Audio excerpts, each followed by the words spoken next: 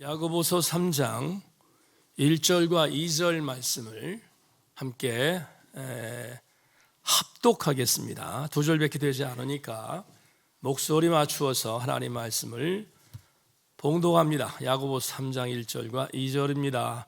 같이 읽습니다. 시작. 내 형제들아, 너희는 선생된 우리가 더 큰 심판을 받을 줄 알고 선생이 많이 되지 말라.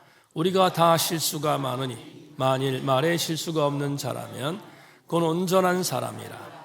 능히 온 몸도 굴레 씌우리라. 아멘. 자리에 앉습니다. 오늘 말씀의 의미가 깊기 때문에 관계 있는 찬양, 예수 하나님의 공의 찬양하겠습니다.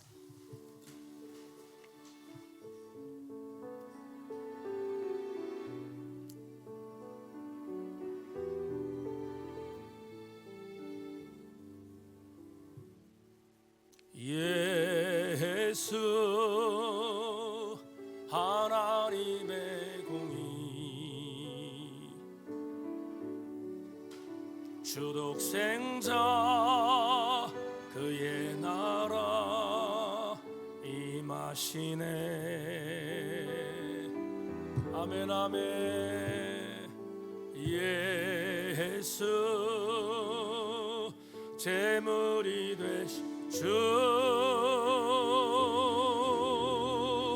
영광 중에 그의 나라 임하시네.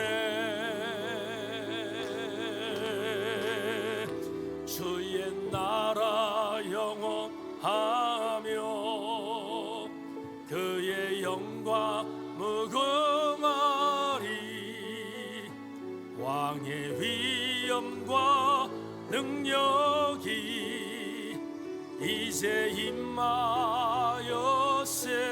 아멘 아멘. 주의 주권과 주의 통치와 주의 나라 힘과 권세 임하네.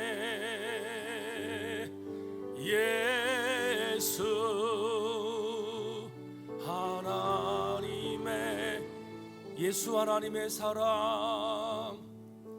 예수 하나님의 사랑.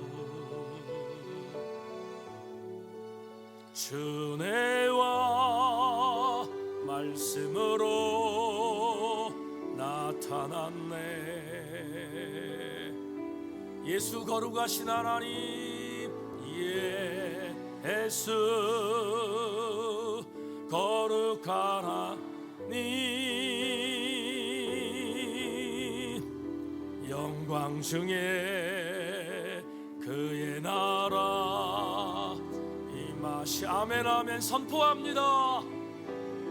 주의 나라 주의 나라 영원하며 그의 영광 무궁하리.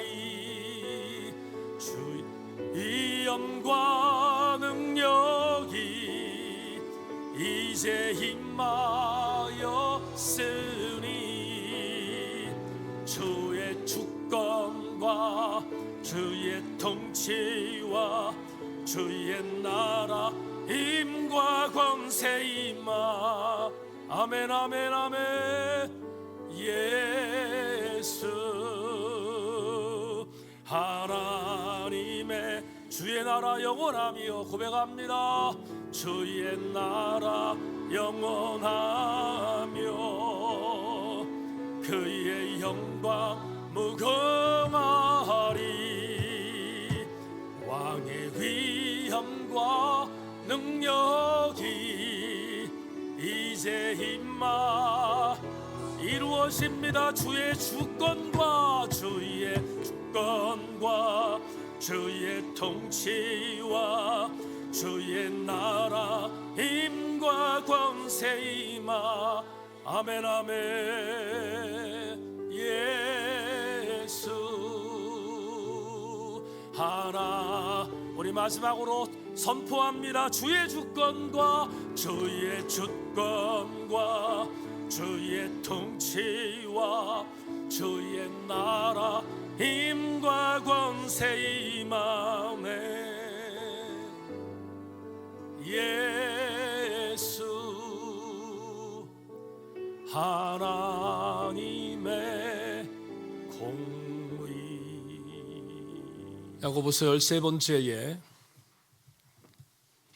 강의 시간에 교우들과 나눌 말씀은 무엇이 행하는 믿음인가, 이런 제목 갖고 오늘 첫 번째 시간을 갖고 몇 주 동안 이 제목으로 여러분과 함께 은혜를 나누려고 합니다. 주일날 컨디션이 제일 좋아야 되는데 오늘 컨디션 최악입니다. 목감기 때문에 많이 힘든 그런 상황인데, 여러분 계속해서 해오셨던 것처럼 잘 집중해 주셔서 설교 시간이 어렵지 않도록 함께 해주시기를 주의 이름으로 부탁합니다. 제가 신간이 나오면 꼭 사서 보는 작가가 있습니다. 이기주 작가의 책들인데, 말의 품격이라는 오래전에 읽었던 책 안에 이런 글이 나옵니다. 사물의 형체가 굽으면 그림자가 굽고, 형체가 굳으면 그림자도 바르다. 말도 매 한 가지다. 말은 마음을 담아낸다. 말은 마음의 소리다. 수준이나 등급을 의미하는 한자 품의 구조가 흥미롭다. 한자 입구가 세 개가 모여 이루어졌음을 알 수 있다. 말이 쌓이고 쌓여 한 사람의 품성이 된다. 우리 일반 사람들은 하루에도 수없이 많은 말을 입에서 내뱉으며 삽니다. 그런데 내가 내뱉는 말이 과연 어떤 의미를 담고 있는지를 잃어버리며 내뱉을 때가 한두 번이 아닙니다. 아주 오래전에 제가 분명히 기억하는 그런 문장이 있었는데 출처를 찾을 수 없어서 그냥 여러분들에게 소개합니다. 그때 읽었던 문장은 이런 겁니다. 인간은 언어로 사고한다. 이 말은 언어화되지 않고 표현되지 않은 말은 내가 사고하고 있는 것이 아니다. 수없이 많은 말을 내뱉지만 그 말의 의미가 선한 영향력을 제시하지 않으면 나는 내 뇌 속에서 언어를 사고하지 않기 때문에 내뱉는 말이 되고, 반면 선한 영향력을 제시하는 말을 하는 사람은 이미 우리의 뇌 속에서 정제된 선한 영향력을 갖고 있는 사람이라고 하는 귀한 문장이 바로 이 문장입니다. 2016년부터 여러분의 담임 목사는 졸적이긴 하지만 5권의 책을 출간했습니다. 누구도 마찬가지긴 합니다만은 작가가 가장 많이 소중하게 여기는 작품은 처녀작입니다. 2016년 부끄럽게 이 땅에 첫 번째 책을 내놓았을 때 시골 목사의 행복한 글 여행이라는 제목으로 참 많이 공부했고, 그리고 성찰했던 책에 대한 북 리뷰를 묶어서 함께 책으로 나누면서 은혜를 나누었던 적이 있습니다. 조금 더 잘 쓸 것 하는 유감이 있긴 하지만 저에게는 가장 애착이 가는 그러한 책이 아닐 수 없습니다. 저는 그 첫 번째 책에 나가는 말, 에필로그에서 이렇게 작품 후기를 남겼습니다. 인간이 인간으로서 아름다운 이유는 사유하고 있는 존재이기 때문입니다. 반대로 인간이 천박해지는 이유는 동물적 감각으로 오감에 흡족한 것만을 추구하기 때문일 것입니다. 현대를 살고 있는 우리에게 암세포보다 더 무서운 치명적 독소는 생각하지 않고 살게 하는 무감각입니다. 저는 오늘 여러분과 함께 우리가 생각하고 사유해야 하는 이유가 무엇인지에 대하여 본문을 중심으로 해 함께 나누고자 합니다. 만에 하나 내가 사유하고 내뱉는 말이 된다면 그건 말할 것도 없이 여러 사람에게 선한 영향력을 제시하지만 반대로 전혀 사유하지 않고 생각하지 않는 자가 내뱉는 말은 수많은 사람들을 죽이는 폭력이 된다는 사실을 명심하고 오늘 본문에서 그 내용을 증명해 나가기를 소망합니다. 오늘 본문 1절과 2절 합독한 본문을 제가 다시 읽겠습니다. 내 형제들아, 너희는 선생된 우리가 더 큰 심판을 받을 줄로 알고 선생이 많이 되지 말라. 우리가 다 실수가 많으니 만일 말에 실수가 없는 자라면 곧 온전한 사람이라 능히 온 몸도 굴레 씌우리라. 야고보서 저자는 오늘 본문에서도 이 편지를 받는 수신자를 아델포이, 형제들이라고 지칭했습니다. 이미 다른 설교에서 말씀을 드렸던 것처럼 아델포스, 아델포이라는 이 단어는 주 1세기에 독특한 공동체에게 사용되었던 단어였음을 밝힌 적이 있습니다.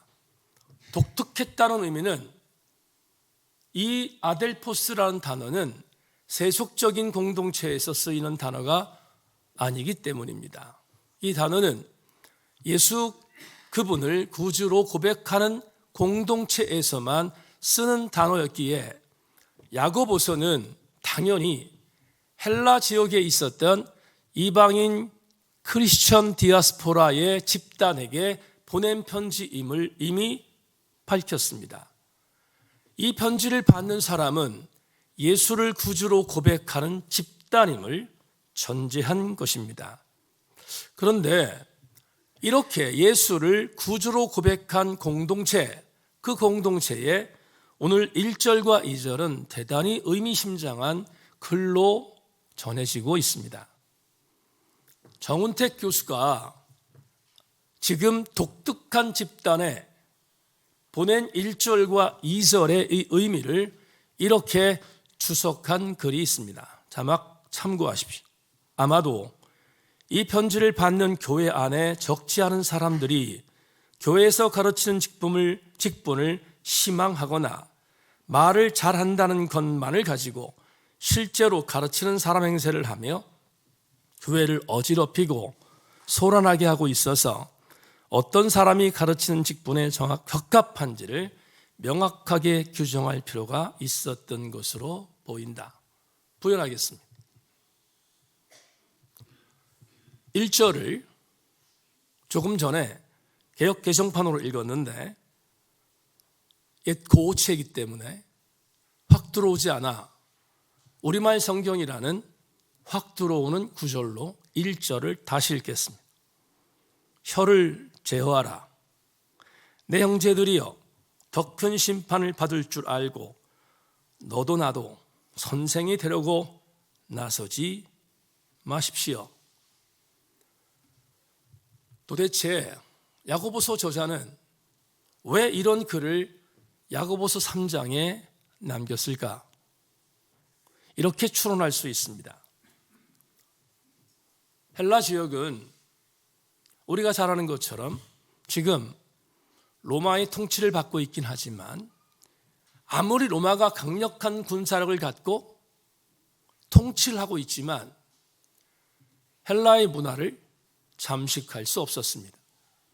헬라의 문화가 뭡니까? 철학, 의학, 이성, 이런 것들이 최고의 금자탑을 쌓았던 문명을 우리는 헬레니즘이라고 말하지 않습니까?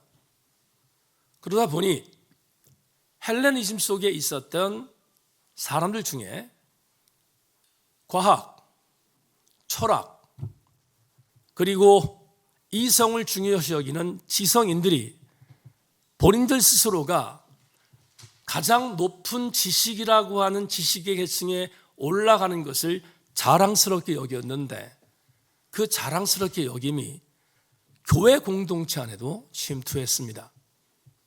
그러니 디아스포라 크리스천들이 살고 있었던 헬레니즘 안에 있었던 교회 그리스도인 형제들도 그 교회 공동체 안에서 누군가를 가르치고 누군가를 통치하고 누군가에게 말할 수 있는 능력이 있는 사람으로 서는 것은 그들에게 자랑스러운 일이 아닐 수 없습니다. 중요한 것은 그럴 자격이 있는 사람이 선생이 되면 괜찮을 터인데, 그게 아니라 선생으로서의 자격이 1도 없는 자가 선생이 되려는 안타까운 일들이 벌어지자 야고보서 저자는 이렇게 본문에서 경계한 것입니다. 혀를 제어하라. 내 형제들이여 더 큰 심판을 받을 줄 알고 너도 나도 선생이 되려고 나서지 마십시오 라고 경고하고 있습니다. 혀를 제어할 수 있다는 이 말은 대단히 중요한 구절입니다. 왜냐하면 이런 의미일 것입니다. 적어도 혀를 제어하지 못하는 막말을 하는 사람은 절대로 선생이 되어서는 안 된다는 역설이기 때문입니다. 야고보 저자는 절대로 선생이 되어서는 안 되는 존재를 막말을 행하는 사람이라고 경고하고 있습니다. 본문 2절은 더 중요한 메시지를 우리에게 줍니다. 2절로 가겠습니다. 우리가 다 실수가 많으니 만일 말에 실수가 없는 자라면 곧 온전한 사람이라 능히 온몸도 굴레 씌우리라. 이 구절이 고체로에 있어서 역시 확 들어오지 않아 이 구절 2절은 새하늘 성경 번역으로 여러분에게 읽어드립니다. 우리는 모두 많이 헛디딥니다.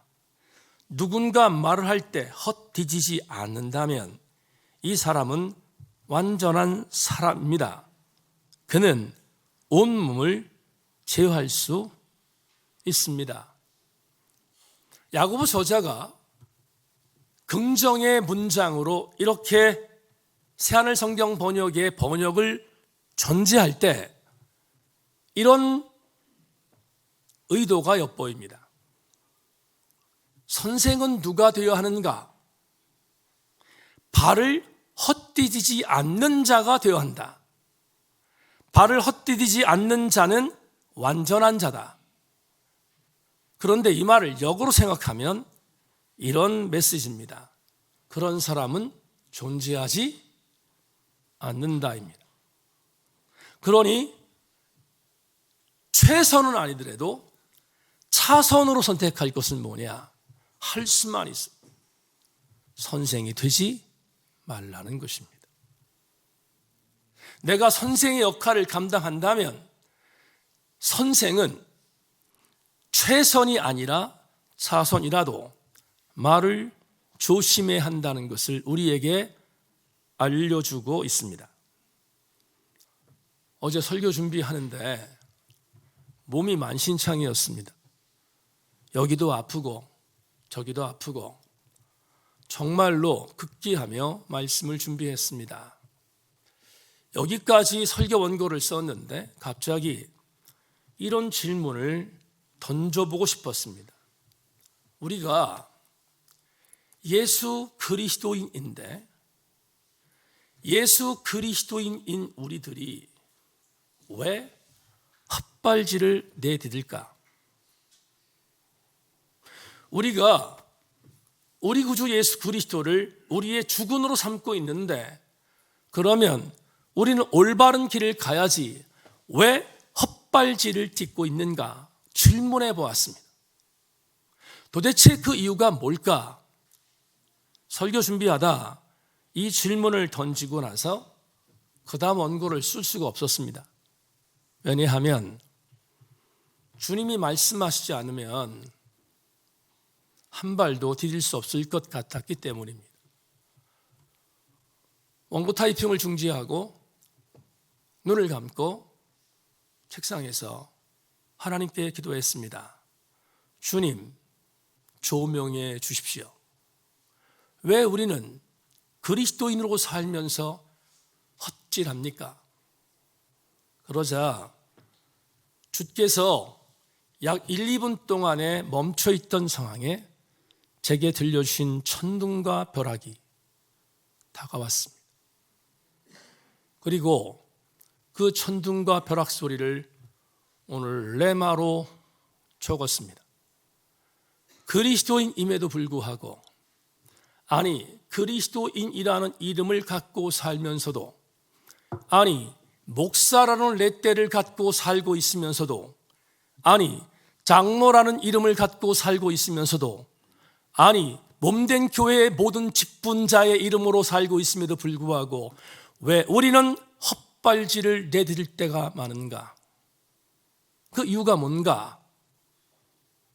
주께서 천둥과 벼락으로 조명해 주신 은혜가 있습니다. 레마를 보겠습니다.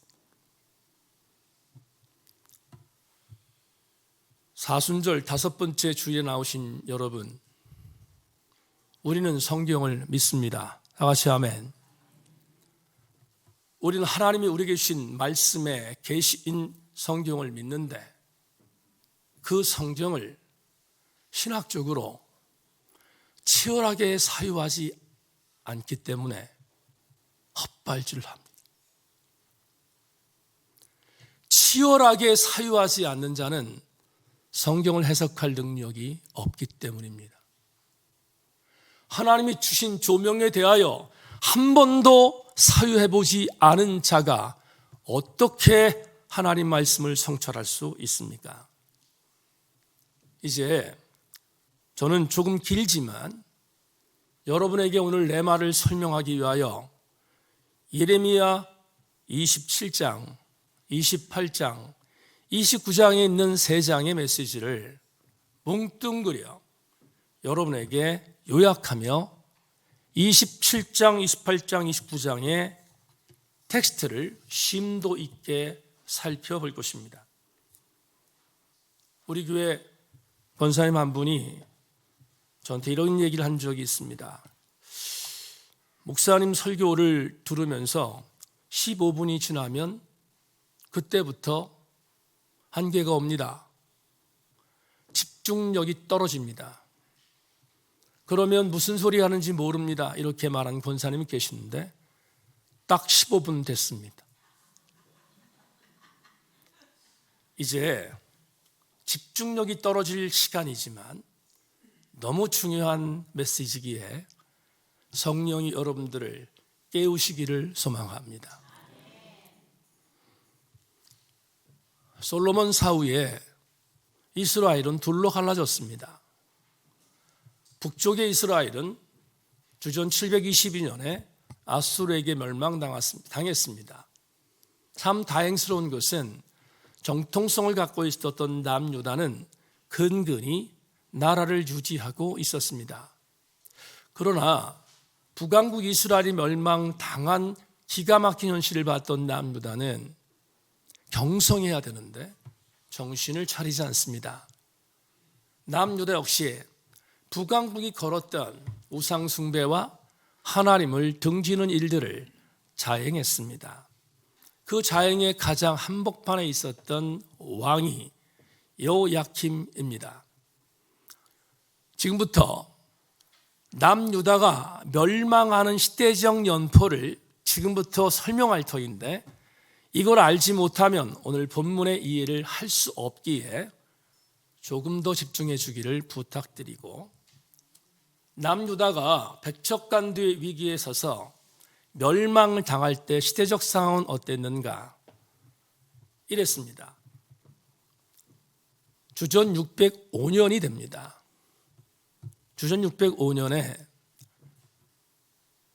팔레스타인의 패권, 팔레스타인 말을 쓴다는 것은 단순히 이스라엘이 있는 팔레스타인만을 말하는 게 아니라 당시 팔레스타인, 그리고 로마, 그리스, 갈라디아, 마케도니아까지, 심지어 북아프리카에 있는 이집트까지 포함하여 전 지역을 당시에 세계라고 보았습니다. 그때 그 지역을 패권을 잡는 자가 최고였습니다. 주전 605년 이전까지 팔레스타인을 중심으로 하는 주변 근동 국가의 패권을 잡은 나라는 여러분 잘 아시는 이집트, 애굽입니다.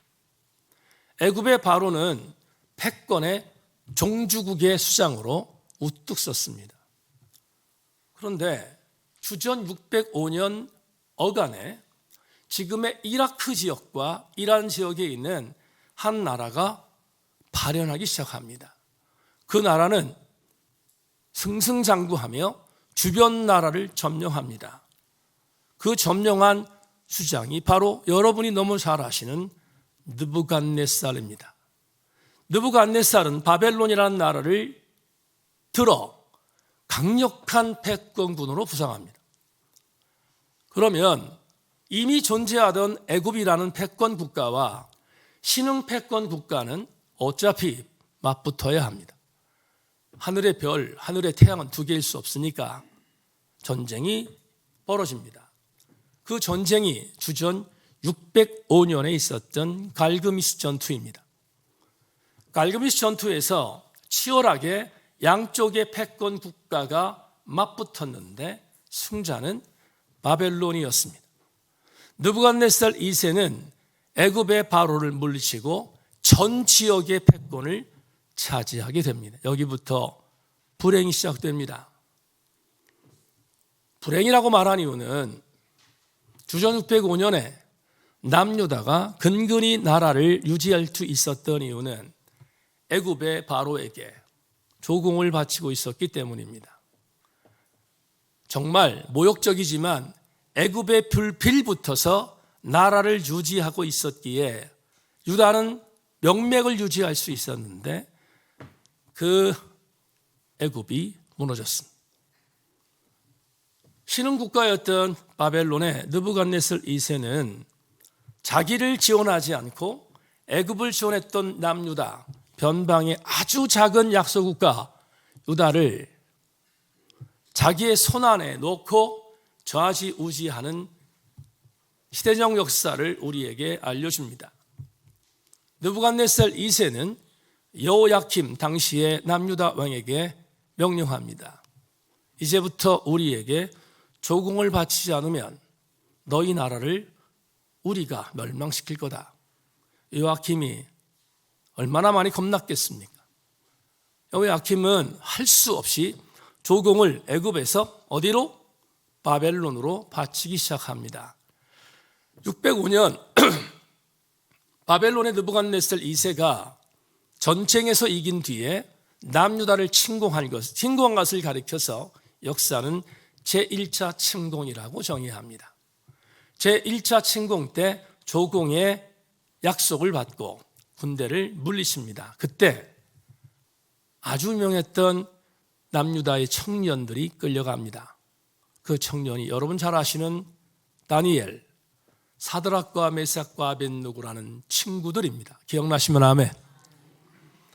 다니엘이라고 하는 이스라엘의 혈혈 청년이 605년에 바벨론으로 끌려간 것입니다. 그런데 여호야킴이 정신을 못 차립니다. 정신을 못 차리고 어떻게 하면 우리는 이 나라를 다시 독립할까를 생각하다가 주변에 있었던 여러 약소 국가들의 왕을 예루살렘으로 초청하여 예루살렘에서 연합정선을 구축합니다. 우리가 한번 연합하면 바벨론을 싸워서 이길 수 있지 않을까 하는 생각 때문이었습니다. 그리고 그 모임이 만들어졌습니다. 소위 말하는 반바벨론 연합전선입니다. 이 소식이 느부갓네살에게 들어갑니다. 느부갓네살이 보니 가소롭습니다.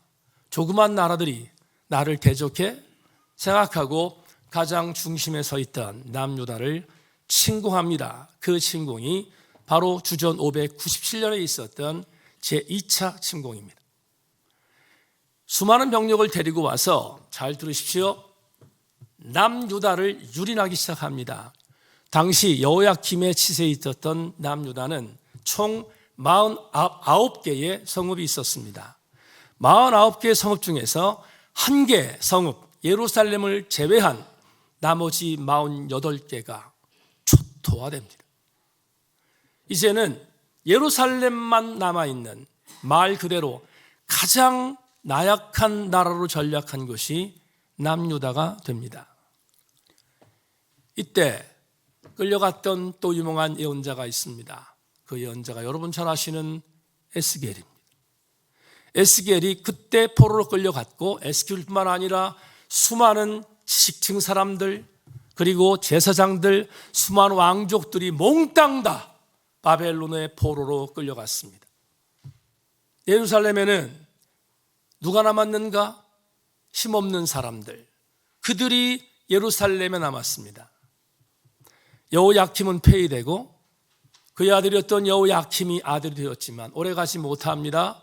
여호야킴 역시 느부갓네살에게 폐위가 되고 그리고 쫓겨나고 결국 바벨론의 포로로 끌려갑니다. 그러자 남유다는 마지막 왕으로 시드기야를 세웠습니다. 이런 정도가 되면 시드기야는 정말 정신을 차려야 합니다. 그런데 시드기야도 매일반입니다. 바벨론에 대하여 반바벨론 전선을 구축하다가 경고하는 느부갓네살의 경고를 듣지 않고 대항하다.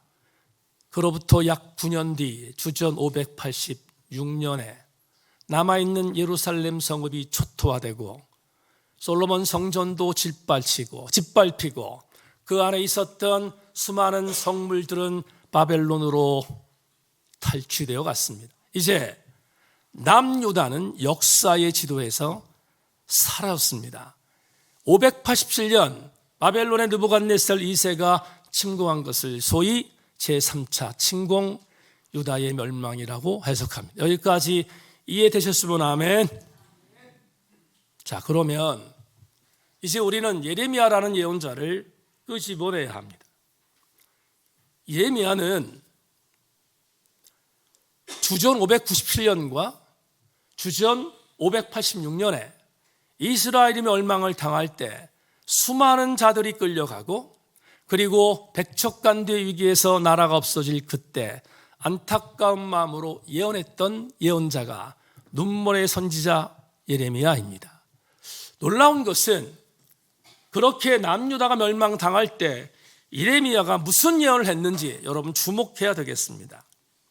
예레미야는 남유다가 바벨론에게 그렇게 유린당할 때 이렇게 여호야킴, 여호야긴이라는 왕 그리고 시드기야까지 마지막 왕의 모든 왕족들에게 이렇게 예언합니다. 예레미야 28장 15절로 17절 여러분 보십시다.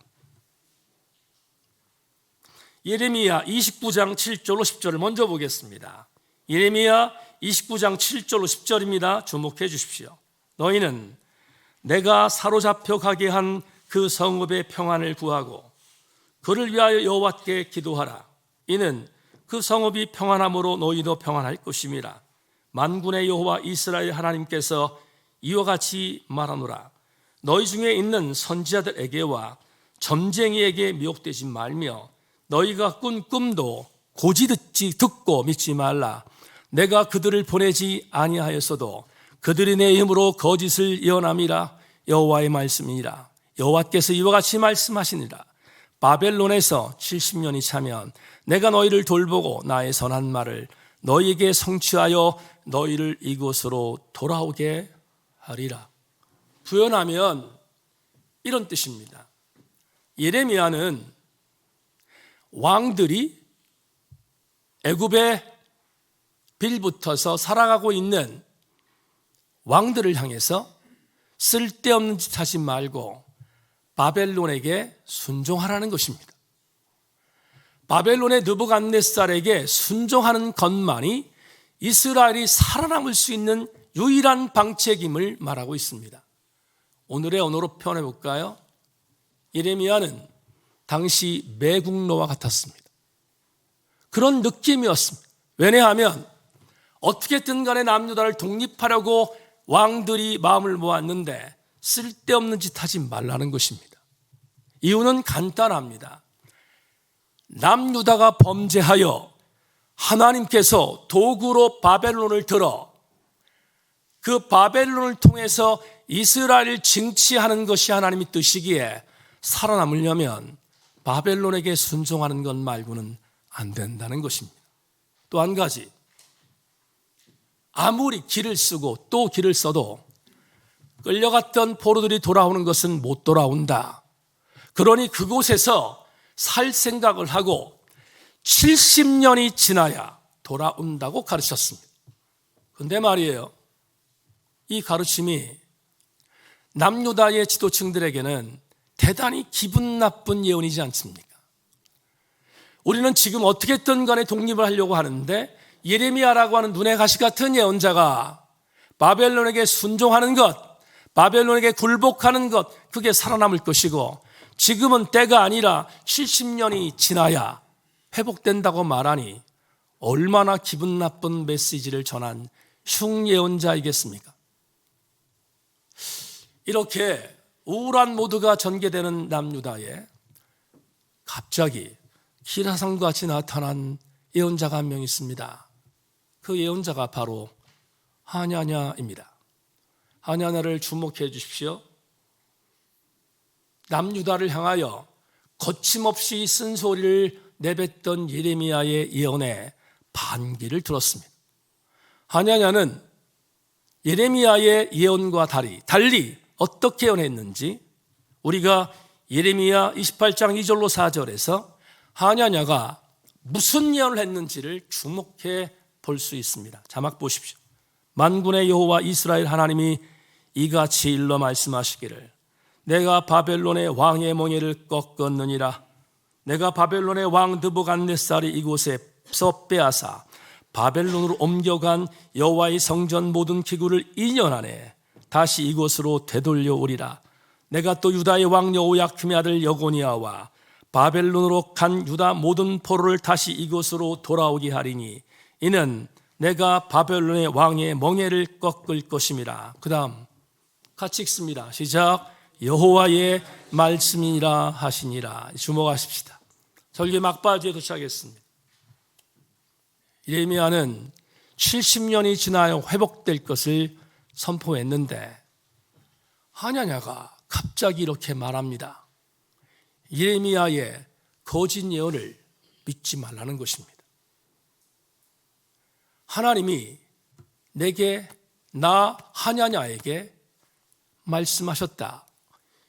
2년 안에 하나님이 회복시킬 것이다 라는 예언을 나에게 주셨다는 겁니다. 또 한 가지, 모두 빼앗겨버린 성물들을 2년 안에 회복할 것이고 예레미야는 유다를 꺾었지만 하냐는 이렇게 말합니다. 하나님이 내게 말씀하셨다. 유다를 꺾은 것이 아니라 바벨론을 꺾었다라고 선포하고 있습니다. 하냐나와 예레미야는 1대1로 맞붙어서 1대 결전을 벌였습니다. 그러면 우리는 당시 시대적 정황을 바라볼 때 하냐냐가 이길 것인가 예레미야가 이길 것인가를 생각해 보면 민중은 당연히 누가 이기기를 바랐겠습니까? 하냐냐가 이기기를 바랐을 것입니다. 귀에 듣기 너무 좋은 예언을 펼쳤던 하냐냐 이기기를 바랐습니다. 그런데 예레미야 예언서는 이 한판승에 대한 결과물을 이렇게 보고합니다. 예레미야 28장 15절 17절을 마지막으로 주목해 주시기를 부탁합니다. 선지자 예레미야가 선지자 하냐에게 이르되 하냐냐여 들으라. 여호와께서 너를 보내지 아니하셨거늘 내가 이 백성에게 거짓을 믿게 하는도다. 그러므로 여호와께서 이와 같이 말씀하시되 내가 너를 지면에서 제하리니 내가 여호와께 배역한 말을 하였음이라. 내가 금년에 죽으리라 하셨느니라 하더니 선지자 하냐냐가 그의 7째 달에 죽었더라. 헷갈렸던 우리들의 마음속에 정답이 나왔습니다. 아마도 남유다 백성들은 하냐냐가 이기기를 확수구됐을 것입니다.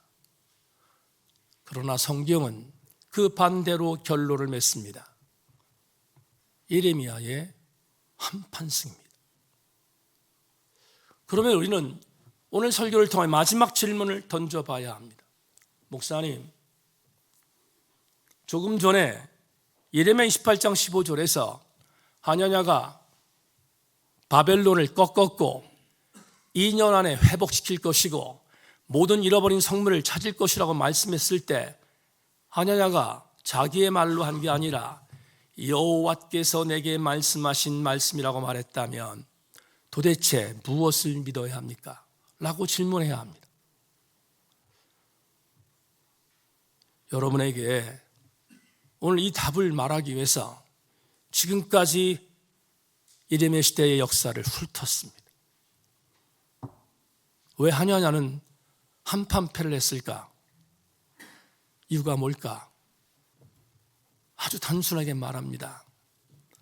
하냐냐의 예언은 가짜였기 때문입니다.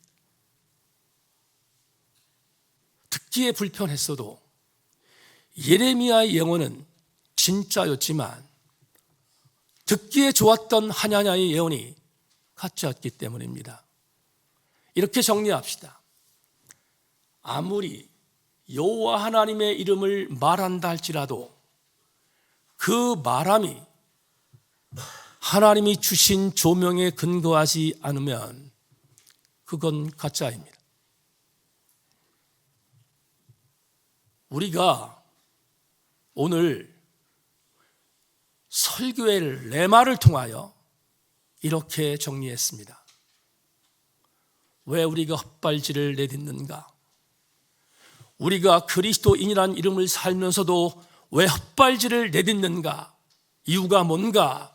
그 이유는 헛발질을 내딛는 사람의 거의 대부분은 하나님의 말씀과 전혀 관계없기 때문입니다.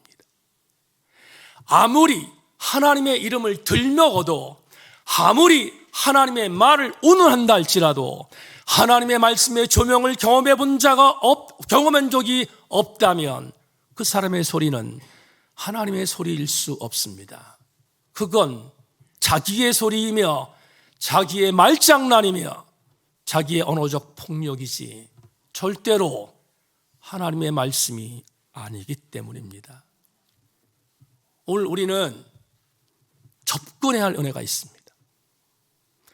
여러분, 유불리에 따라서 하나님 말씀을 해석하는 것은 대단히 위험합니다. 한 가지 분명한 사실은 나에게 불리한 말이 와도 나에게 부담스러운 말이 와도 주님이 그것을 나에게 말씀하시는 조명으로 말씀할 때 하나님은 우리가 쓰러지지 않도록 만드십니다. 우리는 내 자의적으로 하나님의 말씀을 해석해서는 안 됩니다. 치열하게 성서를 신학적으로 조명하여 사유할 때 저는 믿는 것이 있습니다. 하나님이 그런 자에게 오셔서 말씀을 성령을 통하여 해석해 주십니다. 그러니 우리는 명심해야 합니다. 말장난이 신앙생활이 아니라 하나님의 말씀대로 성찰하는 것이 신앙생활임을 잊지 말아야 합니다. 오래된 색일이라는 김기성 목사님 책에 이런 글이 있습니다. 신앙인들이여, 말이든 글이든 편법을 쓰지 말라. 키질을 해 알곡을 고르는 사람처럼, 채로 쳐 교훈 가루를 얻는 사람처럼 진실의 키와 성의의 채로 거짓과 편견과 이기와 탐욕을 거르면서 살라. 하루를 위해 고귀한 영혼에 켜켜이 거짓의 분을 바르지 말라. 참과 거짓이 싸울 때 겁많은 자의 용기로 남아 참의 편에 서라.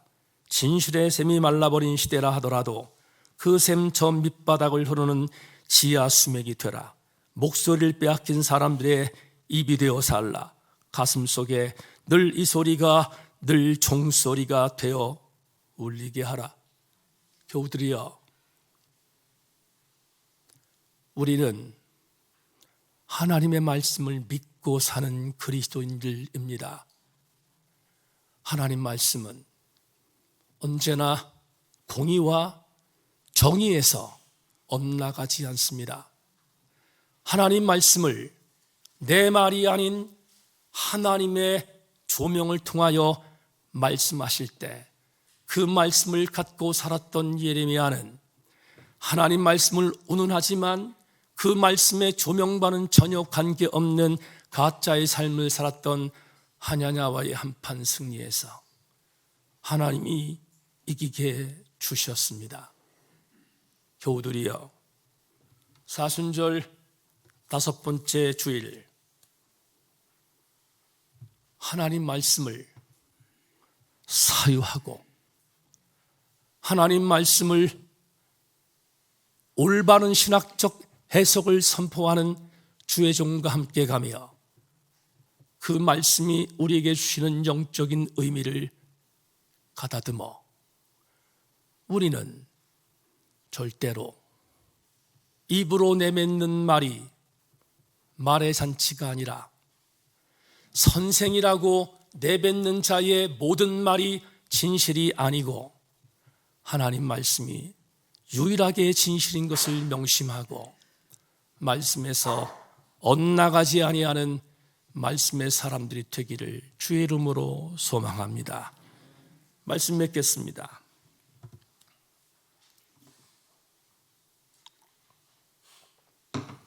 노벨문학상 수상자인 한강 작가가 신이라는 단편소설을 발표한 적이 있습니다.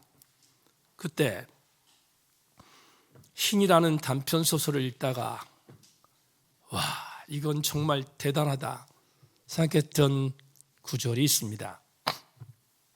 소개하고 설교를 맺겠습니다. 구름 뒤에 달이 숨는 순간 구름은 갑자기 하얗고 차갑게 빛난다. 먹구름이 섞여 있을 때면 미묘하게 어둑하고 아름다운 무늬를 만든다. 잿빛이거나 연보랏빛이거나 연푸른 빛을 띠는 그 무늬 뒤에 둥글거나 반월이거나 그보다 갸름하거나 신라처럼 가는 창백한 달이 숨겨져 있다. 여러분, 우리는 보름달을 보면 이렇게 말합니다. 보름달 떴다.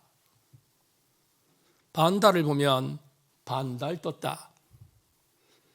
상현달을 보거나 수생달을 볼 때 아, 그렇네, 상현달이 떴구나 라고 말합니다. 그런데 천재적 시적 감성과 소설적 감성을 갖고 있는 한강은 그 달을 보며 이렇게 읊었습니다. 저 달은 보름달과 반달이 아니라 창백한 달이야. 이런 오기가 생기지 않습니까?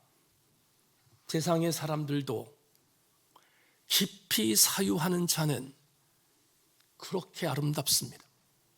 하물며 예수 그리스도의 이름으로 살아가는 우리들이 성경을 사유하지 않을 때 벌어지는 입잔치가 얼마나 재앙인지를 우리는 보고 있습니다.